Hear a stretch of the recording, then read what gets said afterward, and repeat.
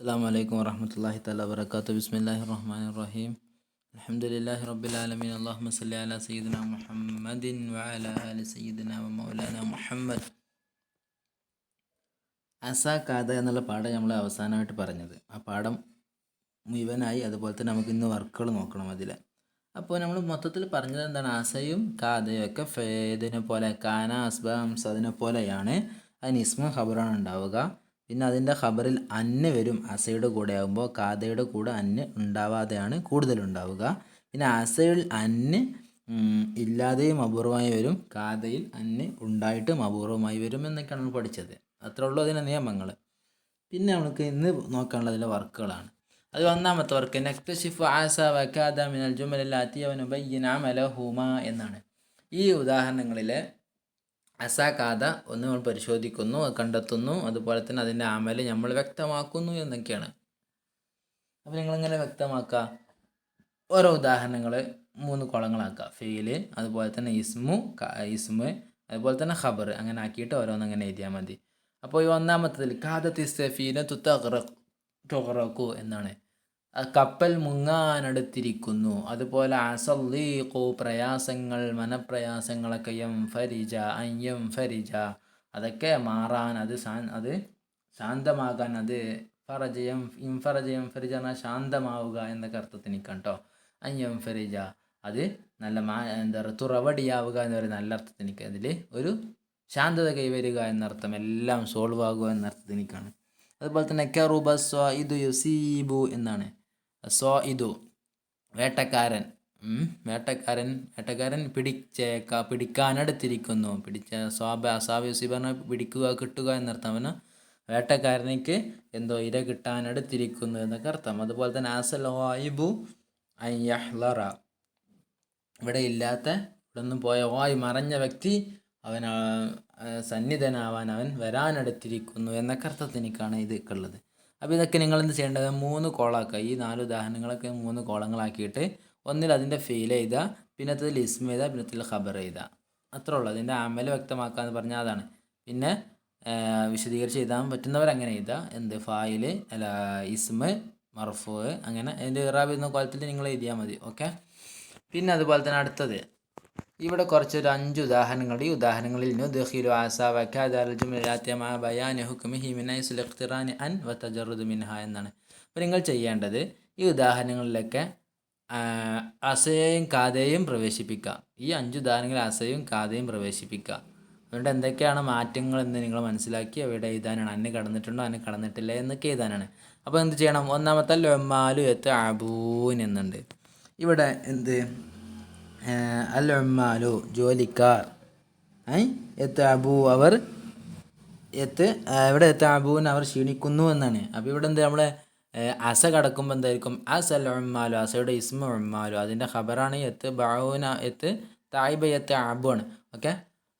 അതെ. അപ്പോൾ അന്ന് കടക്കും, അസയിൽ അന്ന് കടക്കുന്നില്ല. അവർ അന്ന് കടന്നാൽ പിന്നെ എന്തായിരിക്കും? നൂനെ കളഞ്ഞു പോകും. അപ്പോഴല്ലേ നെസ്ബ് കിട്ടുള്ളൂ.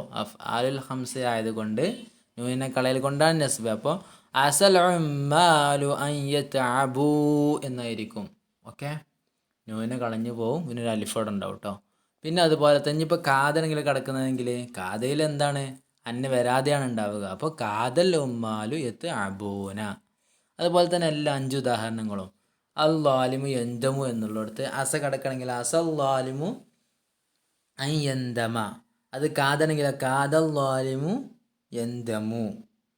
അതുപോലെ തന്നെ അൽ ജാഹിലു ലാലിമു എന്തമു പറഞ്ഞാൽ അല്ലാലിമു അക്രം യന്തമു ഖേദിക്കുന്നു എന്നാണ്. ഇവിടെ അൽ ജാഹിലു യസിഉല നഫ്സിഹി എന്നുള്ളിടത്തോ അൽ ജാഹിലു ഉയരമില്ലാത്ത പൊട്ടൻ എന്നർത്ഥം. യസിഉല നഫ്സ് സ്വന്തം നഫ്സിനോട് തന്നെ അവൻ ചീത്ത ചെയ്യുന്നു എന്നാണ്. ചീത്ത പറയുന്നു അല്ലെങ്കിൽ ചീത്ത ചെയ്യുന്നു എന്നൊക്കെ അർത്ഥം. ഇവിടെ എന്ത് ചെയ്യണം? അസ കടക്കുമ്പോൾ എങ്ങനെ നിൽക്കും? അസൽ ജാഹിലു അൻ യുസിയ ഇല നഫ്സിഹി. അത് കാതാണെങ്കിലോ കാദൽ ജാഹിലു യുസ്യു ഇലാ നഫ്സിഹി എന്നൊക്കെ ആയിരിക്കും കേട്ടോ. അതുപോലെ തന്നെ അൽ അസ്സഹുർ യതഫത്തഹു, അസ്സഹുർ എന്ന പൂവ്, യതഫത്തഹു അത് വിടരുന്നു. ഇവിടെ എന്ത്? അസ കടക്കുമ്പോൾ അസസ്സഹുറു യതഫത്ത അൻ യതഫത്തഹ. കാദനെങ്കിലോ കാദ സഹുറു യതഫത്തഹു. അതുപോലെ തന്നെ അസ്സുബ്ഹു യത്ലഉ എന്നാണ്. ഉദിക്കുന്നു, പ്രഭാതം അത് ഉദിച്ചു വരുന്നു എന്നൊക്കെ അർത്ഥം. ഓക്കെ. ഇവിടെ ആസ കടക്കുമ്പോൾ അസ സുബുഹു അയ്യത്തുല. അതുപോലെ ഇനി കാദാണെങ്കിലോ അന്നില്ലാതെ ആയിരിക്കും. കാദ സുബുഹു യത്തുലു എന്നൊക്കെ ആയിരിക്കും കേട്ടോ. അതുപോലെ തന്നെ അടുത്തത് നുക്കവ്വിനിൽ ജുമല ബിഹൈസു തകൂനുൽ അസ്മാഉൽ ആതിയ ഇസ്മു അസ വ കാദ. ഈ ഉദാഹരണങ്ങളിൽ എന്ത് ചെയ്യണം? അസയുടെ ഇസ്മാക്കണം, അതുപോലെ തന്നെ കാദയുടെ ഇസ്മാക്കിയിട്ട് ഒരു ഖബർ നമ്മൾ ഉണ്ടാക്കി എഴുതി കൊടുക്കാനാണ് കേട്ടോ. അപ്പോൾ ആദ്യം അൽ ഖിത്താറു എന്നാണ് ട്രെയിൻ. അപ്പോൾ ട്രെയിനിനെ നമ്മൾക്ക് ഇങ്ങനെ ആസയും വെച്ചിട്ടും ഖിത്താർ വെച്ചിട്ടും അല്ല ആസ വെച്ചിട്ടും കാദ വെച്ചിട്ട് എഴുതണം. അസയുടെ അർത്ഥം തന്നെ അയക്കാം എന്നർത്ഥം, കാദയുടെ അർത്ഥം അടുത്തിരിക്കുന്നു.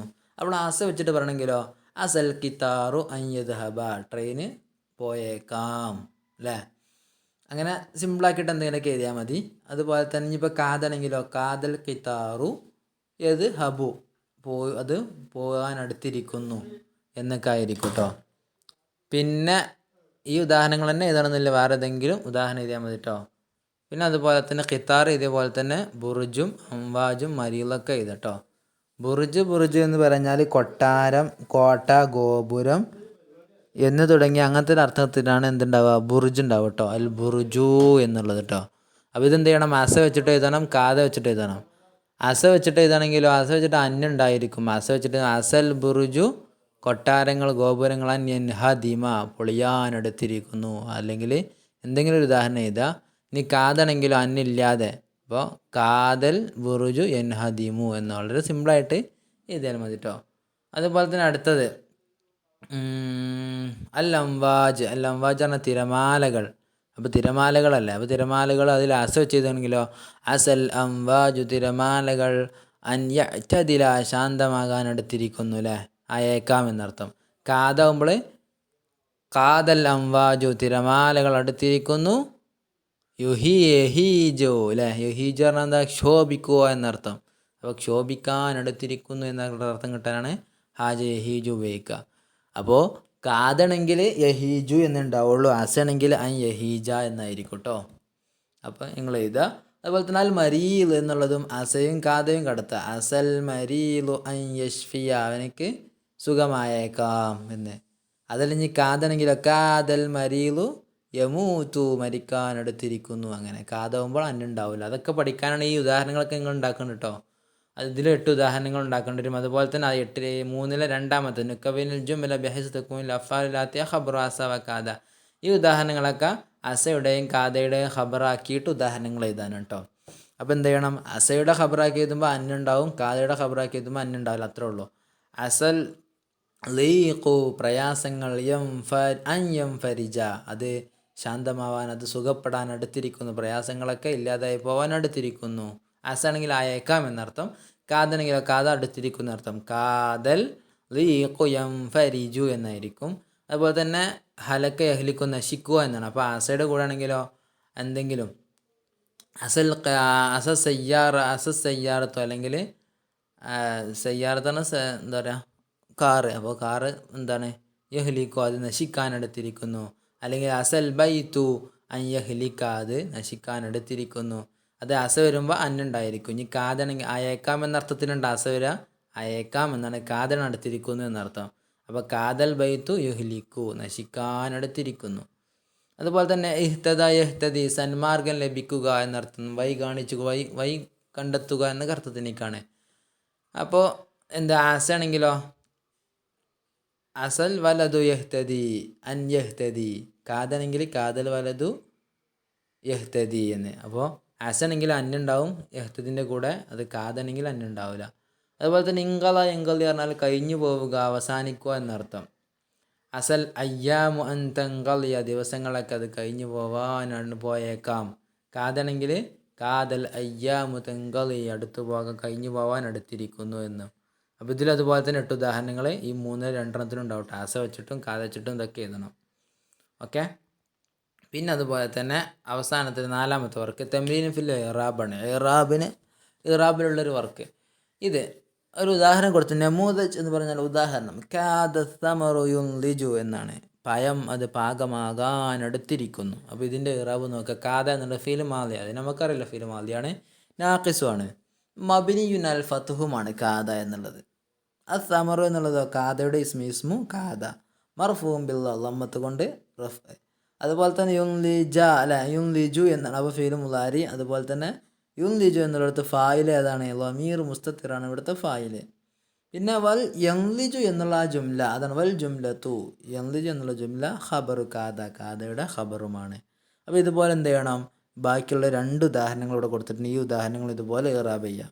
ഏതിപ്പോൾ ഇതിൽ രണ്ടാമത്തെ നോക്കുക. രണ്ടാമത്തെ ഇതുപോലെ ആയിരിക്കും വരിക. കാദൽ മാ ഉ ഇജുമുദ എന്ന്. ഇജുമുദ പറഞ്ഞാൽ തണുത്തിങ്ങനെ ഉറക്കില്ല. അതിനേക്കാണ് എന്താ പറയുക, വെള്ളം തണുത്ത് ഉറക്കാനടുത്തിരിക്കുന്നു. അപ്പോൾ ഇതും അതുപോലെ തന്നെ കാദ എന്നുള്ള ഫീൽ മാലി നാഖിസ് മബിനി അൽ ഫത്തഹ്. മാവു എന്നുള്ള ഇസ്മു കാദ മർഫൂ ബിൽ ലമ്മത്ത്. പിന്നെ യൻലിജു ഇജുമുദു എന്നുള്ളത് ഫീൽ മുലാരി. വൽ ഫായിലു ലമീർ മുസ്തത്തിറാണ് ഇവിടുത്തെ ഫായിൽ. വൽ ജുംലത്തു ഇജുമദു എന്നുള്ള ജുംലയാണ് ഖബറു കാദ. അങ്ങനെയൊക്കെ എഴുതിയാൽ മതി. ഇതിൽ ഒന്നാമത്തതോ അസ സൊഫാ അൻ യദൂമ എന്ന. സൊഫ എന്ന നല്ല ശാന്തത എന്നർത്ഥം, ആത്മാർത്ഥത, നല്ല ശുദ്ധത എന്നർത്ഥം. അൻ യദൂമ അത് നിലനിന്നേക്കാം എന്നർത്ഥം. അസ അൻ യദൂമ എന്നല്ല, നിലനിന്നേക്കാം എന്നാണ്. ഇവിടെ അസ എന്നുള്ളത് ഫീൽ മാലിയാണ്. അതുപോലെ തന്നെ സൊഫ എന്നുള്ളതോ ഫീൽ മാലി നാഖിസാണ്. അതുപോലെ തന്നെ സൊഫ എന്നുള്ളത് ഇസ്മു അസ മർഫൂം ബില്ലം മാല ലമ്മത്ത് കൊണ്ട് റഫ്. അൻ യദൂമ അന്ന അർഫ് നാസിബ് യദൂമ ഫീൽ മുലാരി മൻസൂബ്. പിന്നെ ഫായിൽ ഇവിടുത്തെയും ഫായിൽ എന്താണ്? ലമീർ മുസ്തത്തിറാണ് അവിടുത്തെ ഫായിൽ.